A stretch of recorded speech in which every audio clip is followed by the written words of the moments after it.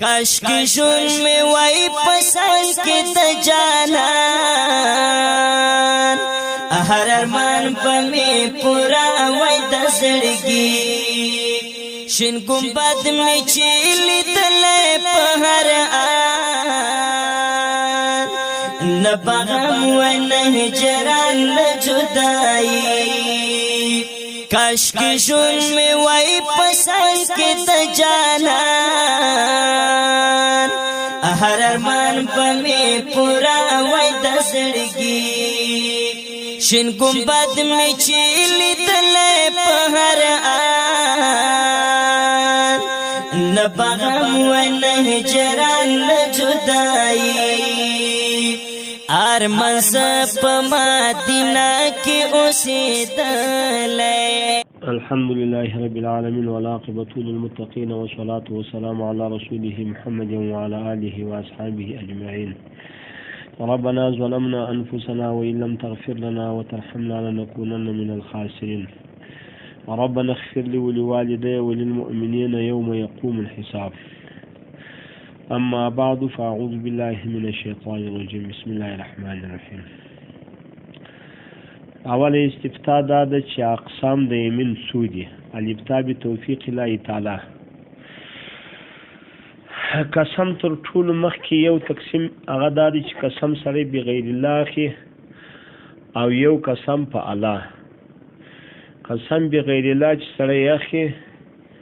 هغه کداغه عقیده ولري کې زه ونه وایم که زه ځان انیس کم انیسېږم په غیر الله یا په خرقه شریفه یا په مکه شریفه او یا په اسمان په مځکه په نور شي خدای وایي که زه عمل په ونه کم زه انیسېږم که په دا کار عمل ونه کم دلته یقیني سړی په کافر کېږي او په ګناه کبیره ده. او که چیرې د یو واخې د تعظیم په خاطر یو واخې چې دا وایي چې نه په انیسېږم بیا هم ګناه کبیره ده. او که د تاکید په معنا یو واخې بیا پروانه کې خو اولا کار نه دی، ځکه په یو حدیث کې د نبی صلی الله علیه وسلم راځي چې افلح و ابیه زما د خپل په پلار قسمي خدا د تاکید د پاره د کړي تاکید د پاره. نو دا که د تاکید د پاره یو څوک دا خبره وکړي چې خو پروانه کې خو بیا خلاف الاولاد شکار نه دی. بندگانو ته په غیر الله قسم نشته او یو الله دی الله خو پارشي تعظیم معلومي قسم کوي هغه هو الشمس وضحاها والقمر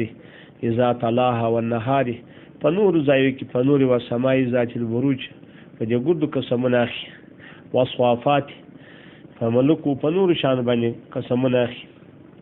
دوهمه خبره دا ده چې قسم په غیر خپل د دین سره واخی، یعنی کما دا کار وکي زه کافر یم کمه دا کار وکي زه يهودي یم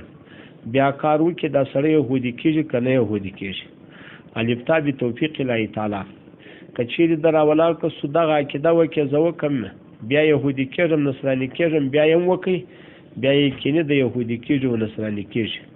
او کله دا وله چې یاد د قسم په توګه وایم چې وایم نه يهودي کېږم دا کار وکم نه يهودي کېږم نه نصراني کېږم بیا دې نو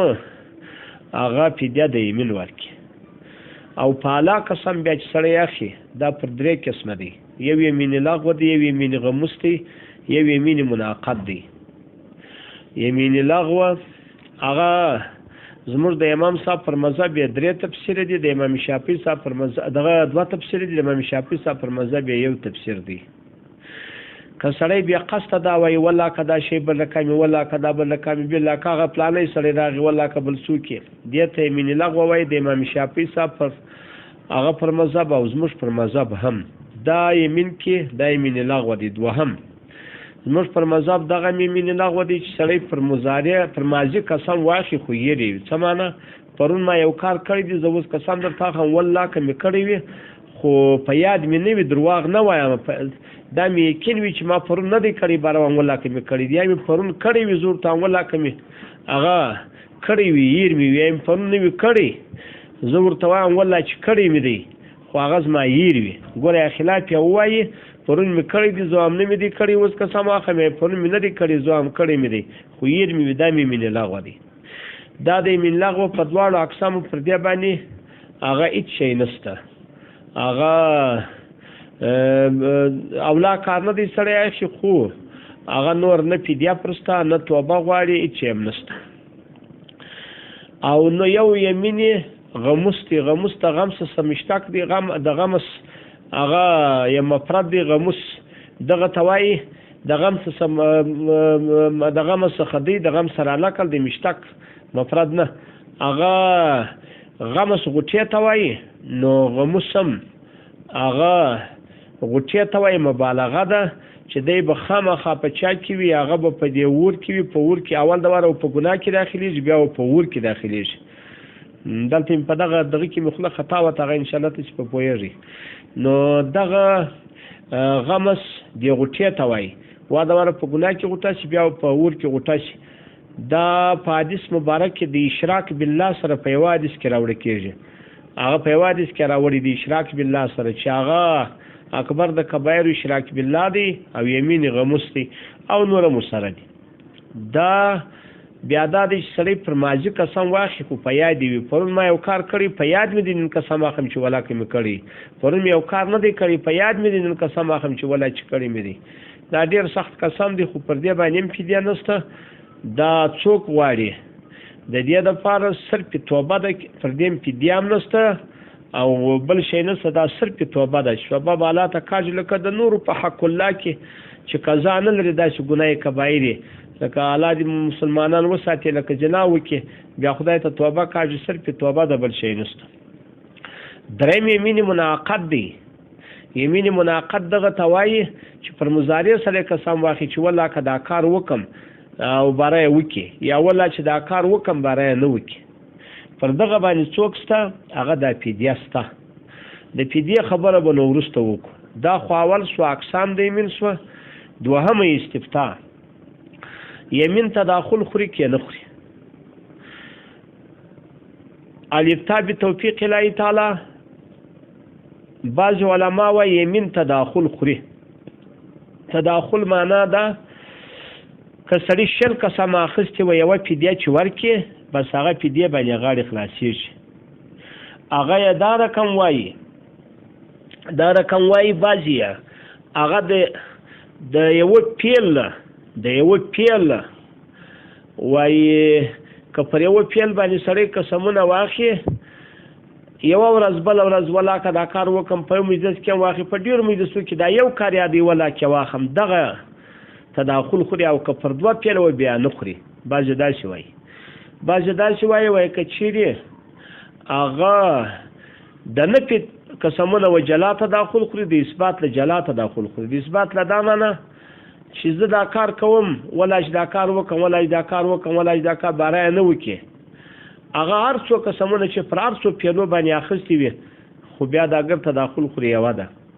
او د نفي له بیا دا کار ولا که وکړم دا کار ولا که وکړم که پیل یې وي که پیل متعدد وي قسمونه متعدد واخلي دا جلا تداخل سره خوري نو باره بعضې وایي د نفي له جلا د اثبات له جلا نو باره دوی فدیه غواړي بعضې وایي چې یا د ټولو قسمو یوه فدیه کافي د نفي و اثبات تفصیل نشته دغه خبره هغه د امام محمد صاحب کول دوی را نقل کړي دي دا مختار هو المختار عندي دا ټول یې مو سره نقل شوي دي لیکن خو هغه رد مختار دا کول پر یو ځای کې را نقل کړي دي زموږ نور علما پر خطا شوي دي دغه کول چې دغه د غیب ولي دغه فدیه باندې په ټوله قسمو یوه فدیه وایي هغه دغه د مختار دا کول په دریم جل یو 50 صفحه کې دغه دریم جل یو اویایم صفحه کې په چپه لاس کې را نقل کړي دي او فریدیه په شپږم جل یو 193 کې هم ویلي دي محمود الفتاوا په دریم جل 292 کې هم او کفایت المفتی په دوهم جل 215 صفحه کې هم او نور الهدا په 115 درشمه کې هم دارالعلوم دیوبند په دریم جل 6 اویایم کې هم او موسعی فقیه دغه طبعا یوسفیه په 5 جل 411 کې یوسفیه دغه راوړي دي چې وايي مطلقات تداخل خوري لکن صح مبتابه خبره داده چې دا تداخل نه خوري یا تا که پر یو قسم پر یو پیل دوه قسم والله بالله تعالی چې زه دا کار وکم لام کې نه وکي د درو قسم فدیه ده والله بالله تعالی ثم بالله چې زه دا کار وکم او که دا کار ونه کوي نو بیا هغه د څلورو قسمو فدیه پر 400 قسمونه چې وایي که په یو مجلس کې وي که په دوه مجلسه کې وي او که پر یو پیل وي که پر لس پیله وي هر څو چې واخیستل د هر قسم فدیه جلا ده چې ځان انیس کې دا فدیه جلا ده دا مبتابهي کول دی دا زموږ علماو ټولو تصریح کړی ده اول هغه د مختار خپل هلته سمدم تحقیق په 3 جلد 55 صفحه کې کوي تقریرات رافي وایي مذهب د جمهور دا دی په 3 جلد 14 صفحه کې چې هغه تداخل نه خوري مبسوط د سرخسی وایي ګوره د زموږ ګدالي ترجیح 8 جلد 108 او باری رایک وایي 4 جلد هغه 490 او دغه زموږ دا غټ کتابونه دي چې دا ډېر دا معتبر کتابونه دي دا باید کوم په 4 جلد کې ګوري دا غټه خبره ده او هندیه په 2 جلد 55 صفحه کې بدایي او صنایع په 3 جلد 16 صفحه کې بزازیه پرامشت هندیه په 4 جلد 201 کې او نوازل په 240 کې زاد الفقيه په 2 جلد 410 کې او تبیین الحقائق په 3 جلد 423 کې او لولوجیه په 2 جلد 55 په خالص 55 کې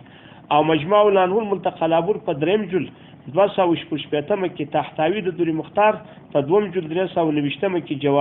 جواهرای نیریا په 2 جلد 418 کې او اعلاء سنن په 9 جلد 424 کې او فقه اسلامی وادلته هغه په 2 جلد 800 هغه لسمه کې او خلاص الفتاوا په 2 جلد 128 کې تاتار خان یا په 5 جلد 28 کې فتح القدیر په 5 جلد دراویایم کې او موسوعه فقهیه په 15 جلد 28 کې امداد الفتاوا دا کې معلومات په 2 جلد 514 کې عثمانیه د شیخ الاسلام په 2 جلد 490 کې سلطانیه په 219 کې حقانیه په 3 جلد 180 کې حسن الفتاوا په 5 جلد 495 کې جامع رموز په جلد اول 453 کې نطف الفتاوا په 240 کې دا ټول کتابونه دا وایي چې هغه څوک نه خوري تداخل نه خوري نو مبتابي کول دا دی چې دا تداخل نه خوري ډېر پام پر وکړي درېمه استفتاء چې کفاره څنګه دا او ترتیب په کفاره کې څنګه دی الابتاء بتوفیق الله تعالی کفاره د یمین د قسم د یو قسم فدیه هغه دا ده چې درو مسکینانو ته 2 وخته ډوډۍ ده غرمه ده او ماښام دواړه ډوډۍ د متوسطه ډوډۍ چې دا دواړه ډوډۍ ورکړي او دا 10 مسکینان به خامخا دا ترتیب غواړي دا یو دوهم کله مسکینانو ته هر یو ته 2 کیلو هغه غنم ورکړي ام سیدي یا یو ته په 10 ورځې کې ورکړي خو هغه هم خو یا لسته په یو ورځ ورکړي دام سید او یا لسته ته جامه ورکړي سید لسته جامه هر یو ته جامه لس جامې کې لس جوړې کالي او که چی راولا که سیوه جوړه کالی ورکړي قیامت یې 2 نه چې 20 مسکینان په مړیږي لعنت د کالو کې نه سي کېږي او کنیت د چا پک شو کې دا خورلو بیا سي کېږي څه معنا یعنی که سړی یوه جوړه کالي ورکړل هغه په ډېر روپو وه او ته اوس فرض کړه 10 کیلو 20 کیلو غنم چې 10 مسکینان ته ورکول کېږي هغه ته فرض کړه په 2000 روپۍ د دې جامه و چې دغه د جامه سره وکړه یو سړي یو 10 کسانان تیوال کړي چې هغه صدري پکښه ده هغه کې بوټونه ستا هغه کې جامه ستا لنګوټه ستا هغه بارا کې فرض کړه 10000 کالداري کېدل چې 10000 کالداري کېدل یو جامه د دوی ته کېوال کړه د جامې په نیت نه سي کېږي ځکه په جامې کې لس غواړي خامخه او که په نیت د چا ورکې هغه د دې ډوډۍ ورکې د دې غنم ورکې نو خو بیا د غنم په کېږي بلکې تر غنم قیامت زیات دی سي کېږي چې د غنم سره قیامت مساوي هم سي کېږي دا یې بله خو ډېره خوندوره خبره دغه وکړي چې هغه تر ټولو ښه اسانه طریقه دا ده چې روپۍ هم سي کېږي لس مسکینانو ته چې روپۍ ورکړي څه معنا بس غنم حساب کړه د کیلو په حساب هغه بس 20 کیلو غنم د یو قسم دی چې د یو قسم 20 کیلو غنم دی نو بس بیا څوک یې هغه د دالس مسکینان ته ډوډۍ ګوردل ته سړی خطا کوي دا غذای دي چې نو ځای سفر درته وایم 20 کیلو غنم دی 2 باره دغه 2 کیلو غنم ته پس که په 100 کالداري دي نو باره 1000 کالداري کې بس لس مسکینان ته پر مسکین 100 کالداري دی ورکړي بل خبره که سړي قدرت پر دغه درلودي هغه پر د روپو درلودي ډوډۍ ورکولای سو روژې ګر سره جایز نه دي یو هغه رقبه ده چې رقبه ازادي هغه خو اوس نسته هغه کوای هغه پروا نه کول هغه اوس چې اول د واره به خامخا د روپی کې ډوډۍ ورکولی سول بالکل نه دی ورته جایز چې دی څوک ورکړي بالکل نه دی ورته جایز چې دی روژه ونیسي او که هېڅ روپۍ نشي پیدا کړه روپۍ نه درلودې اوس مسکین و هېڅ شی هم نه درلودی بیا دې نو څوک وکړي بیا دې روژه ونیسي لیکن خو 3 روژې دي محترمو دا ځای مو خطا کوي دا ځای په کتابو کې جلا دی د نورو سره اوس روژې خو 3 دانې دي د یوې روژې فدیه که سړی د روژو فدیه ورکوي هغه 2 کیلو غنم دي نو خو 6 کیلو غنم کېږي نو 6 کیلو غنم دي نو خو باید د قسم د پاره 6 کیلو اوس ولې موږ 6 کیلو یاد کړئ په رس مسکینانو پر مسکین 2 کیلو غنم دي دا ولې نو دا موږ د ټول چې دلته دغه د روژې دغه د فدیه د دیمن د پاغه حساب نه دي که روژې د قدرت نه درلودي ګل سرانس ډوډۍ نه سور کولای نو روژې دی ونسي زما خبر ته ګوري روژې 3 دي او کني چې قدرت د روپو درلودي مسکینان ته ورکولی سو روپۍ ورکړي که د غرمې او د ماښام ډوډۍ ورکړي که د غنمو په حساب غنم ورکړي هغه بیا ټیک 2 کیلو غنم غواړي 2 کیلو پر مسکین غواړي 2 کیلو دا ځای ته چې مو پام وکړي ګوره په ترتیب مو انشاءالله سر خلاصوي وي او په دغه هم سر خلاصوي وي چې دغه جایز دي دغه نه تبین الحقایق 3 جل 413 او هدایه او فتح القدیر 5 جل 15 او هندیه 2 جل 18 اکانیات 4 جل 18 دارالعلوم دیوبند 12 جل 18 والله سبحانه اعلم دا دی وکي چې سرم په خلاصوي وما علينا الا البلاغ المبين